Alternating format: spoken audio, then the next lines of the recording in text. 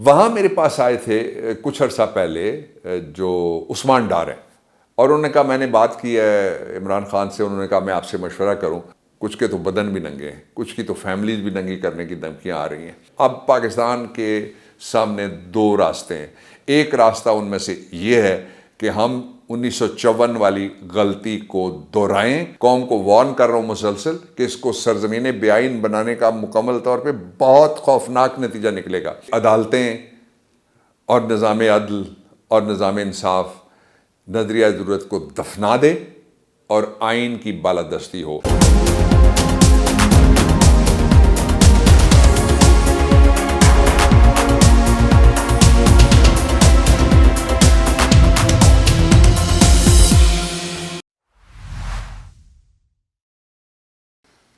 بسم اللہ الرحمن الرحیم، السلام علیکم۔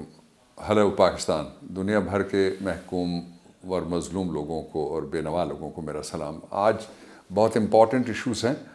ایک جو بلاسٹ ہوا ہے وہ قابل مذمت ہے، اور اس کے ساتھ ہی جو پاکستان کے ساتھ ایک اکنامک بلاسٹ بھی کیا گیا ہے، وہ یہ ہے کہ آئی ایم ایف کی بات مان لی گئی ہے، اور آئی ایم ایف کو یہ کہا گیا ہے کہ جو شرح سود ہے اس میں 2% ہم اضافہ کر دیتے ہیں۔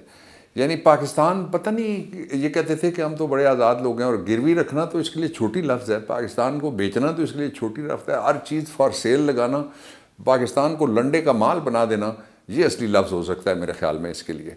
وہ اس کے بڑے خوفناک نتائج ہوں گے، اس لیے کہ پہلے ہی معیشت ہے ہی نہیں، وہ تو معیشت تو وہ ہے جو صرف ان کی ہے، اور ان کو جہاں جہاں چاہیے، اگر آپ آئے نا یہ موٹر وے سے اسلام آباد میں M2 سے جہاں سے آپ انٹر ہوتے ہیں، تو آپ کو پتہ لگے گا کہ جو سڑکیں جن کے اوپر ان کے ٹھیکے ان کے من پسند لوگوں کے پاس ہیں، وہ کس تیز رفتاری سے بن رہی ہیں۔ باقی لوگوں کے آٹے کے لیے پیسہ نہیں ہے، لوگوں کی بجلی کی سبسڈی دینے کے لیے پیسہ نہیں ہے، گیس کے لیے پیسہ نہیں ہے، لیکن جن جن جگہوں سے پیسہ نکال کے باہر بھجوایا جا سکتا ہے ان جگہوں کے لیے ان کے پاس بے شمار پیسہ ہے۔ یہ ایک پہلو تھا۔ اس کا دوسرا پہلو جو پاکستان میں سب سے بڑی اس وقت ڈبیٹ ہے کہ پاکستان نے اس ہفتے میں، یہ جو ہفتہ منڈے سے شروع ہو رہا ہے کل سے، اس ہفتے میں اور اگلے 10 دن آپ اور لگا لیں، زیادہ سے زیادہ 2 ہفتے لگا لیں، اس میں جو ورکنگ ڈے ہیں وہ 8 بنتے ہیں۔ سپریم کورٹ آف پاکستان کے ذریعے سے وہ جو فیصلہ وہاں پہ ہونا ہے اس کے ذریعے سے پاکستان کدھر جائے گا، میں تھوڑا سا رن ڈاؤن آپ کو دینا چاہتا ہوں، میں یاد کرانا چاہتا ہوں۔ لیٹس گو بیک، کہتے ہیں نا دوڑ پیچھے کی طرف، اے گردش ایام ترو۔ میں 1954 میں آپ کو لے کے جاتا ہوں۔ قائد اعظم علیہ رحمت کی سیٹ تھی گورنر جنرل آف پاکستان کی، اس کے اوپر ایک غلام محمد نامی سرکاری ملازم تھا، اس کو بٹھایا گیا سازش کے ذریعے اور نوازش کے ذریعے سے۔ اس وقت سائفر کا زمانہ نہیں تھا، وہ سیدھے سیدھے آ کے کان میں کہتے تھے اور وہ ہو جاتا تھا۔ جب سارا راج ایک پہلے قائد اعظم علیہ رحمت چلے گئے بے وقت، وہ اللہ تعالیٰ کی طرف سے وقت مقرر ہوتا ہے، پاکستان کے نقطہ نظر سے بات کروں، پھر لیاقت علی خان صاحب کو شہید کر دیا گیا، اور پھر انہوں نے اپنے جو گماشتے تھے وہ مغرب نے اور بیرونی طاقتوں نے وہ پاکستان میں، جس طرح آج کل ان کے گماشتے بیٹھے ہوئے ہیں، وہ بٹھا کے ماڈل یہی تھا۔ 1954 میں ایک مولوی تمیز الدین ایڈوکیٹ تھے، وہ اسپیکر تھے جو پہلی پاکستان کی آئین ساز اسمبلی بنی ہے۔ اس آئین ساز اسمبلی کے جو اسپیکر صاحب تھے وہ مولوی تمیز الدین صاحب، ان کی اسمبلی کو توڑ دیا گیا، اور غلام محمد گورنر جنرل نے اپنی مرضی کی ایک کابینہ، جیسے یہ پنجاب میں بٹھائے گئے لوگ، KP میں بٹھائے گئے، اس نے ایک کابینہ گورنر جنرل نے لگا دی۔ اس فیصلے کو ہائی کورٹ میں چیلنج کیا مولوی تمیز الدین صاحب نے، اور مولوی تمیز الدین صاحب کے حق میں فیصلہ آ گیا۔ میں 1954 کی بات کر رہی ہوں، ہم لوگوں کی بھی پیدائش سے پہلے کی بات ہے۔ جو فیصلہ آیا، اس فیصلے کے نتیجے میں انہوں نے کہا کہ یہ جو اسمبلیوں کی تحلیل اور گھر بھجوانے کا جو آرڈر ہے، یہ الٹرا کانسٹیٹیوشنل ہے اور انلیگل ہے۔ اس کو ہائی کورٹ نے سیٹ اسائڈ کر دیا۔ اس کے خلاف اس وقت ایک فیڈرل کورٹ ہوتی تھی، اور ہائی کورٹ جو ہے یہ جو اس کے بعد وہ فائنل اپیلیٹ اتھارٹی تھی، اس کو فیڈرل کورٹ، وفاقی عدالت کہہ لیجیے اس وقت کی، اس کے پاس وہ سپریم کورٹ، اس کے بعد 1973 کے بعد، اور پھر اس کے بعد سپریم کورٹ کا نام دینا شروع کیا، فیڈرل کورٹ میں چلا گیا معاملہ۔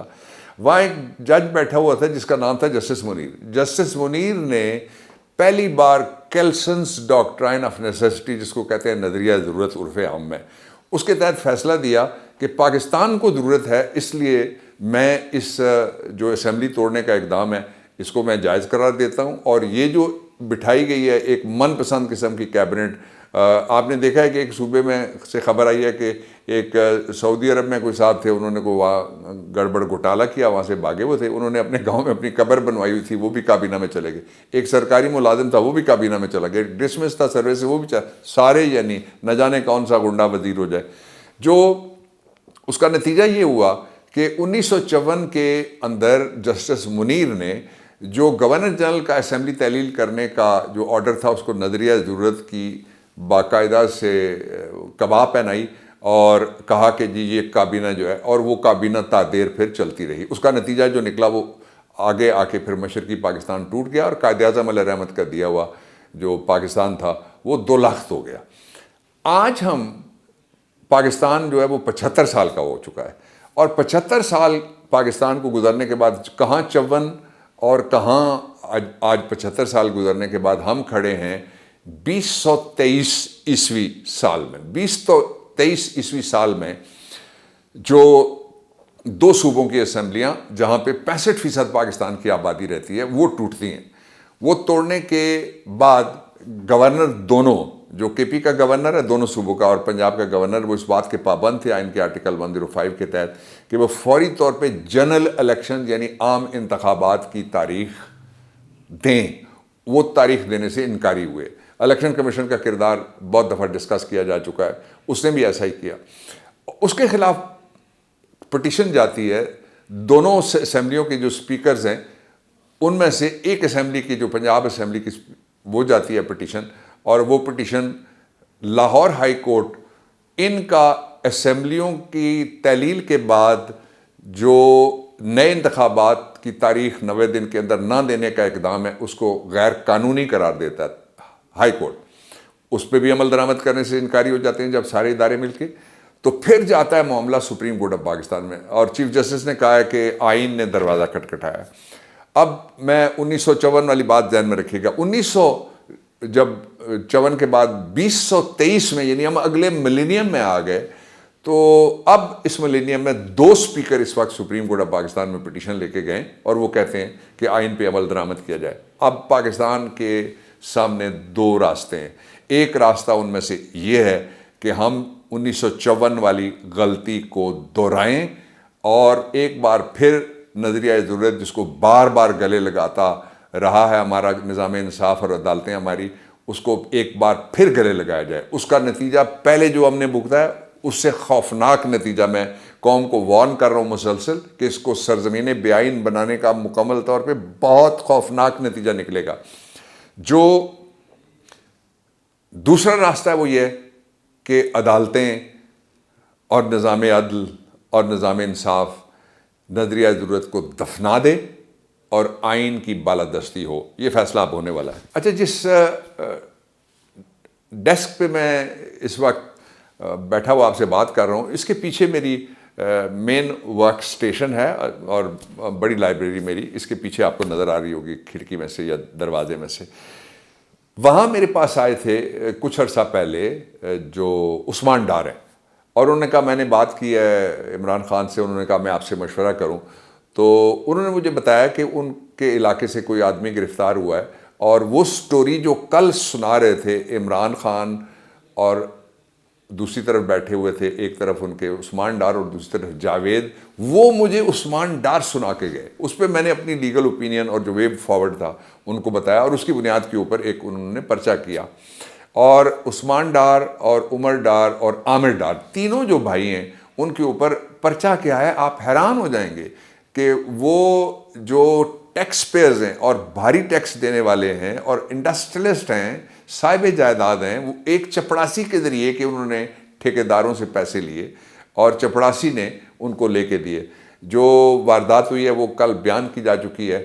اس وقت پاکستان کے لوگوں کا آئین کے بغیر سر ننگا ہے، کچھ کے تو بدن بھی ننگے ہیں، کچھ کی تو فیملیز بھی ننگی کرنے کی دھمکیاں آ رہی ہیں۔ تو ان حالات میں جو خوف زدہ ہیں الیکشن سے، آج وہ 200% نہیں، 2000% نہیں، 2,00,000% آج زیادہ خوف زدہ ہو جائیں گے۔ اس کی وجہ کیا ہے؟ اس کی وجہ یہ ہے کہ ساؤتھ پنجاب میں ایک الیکشن ہو رہا ہے، اس الیکشن میں جو ووٹرز ہیں وہ، آپ میڈیا دکھا رہا ہے، پی ٹی آئی پھر جیت رہی ہے، ایک عمران سے ڈر کے، اس کے خوف سے سارے نظام کو اور پاکستان کو اور اس کی معیشت کو جیپرڈائز کرنا. اور پھر اس کے ساتھ ہی میں آخری بات آپ سے یہ کہنا چاہتا ہوں کہ نہ صرف جیپرڈائز کرنا بلکہ اس پہ ضد لگانا، یہ زیادہ دیر نہیں چل سکتا. کل پھر بات کروں گا. پاکستان زندہ باد.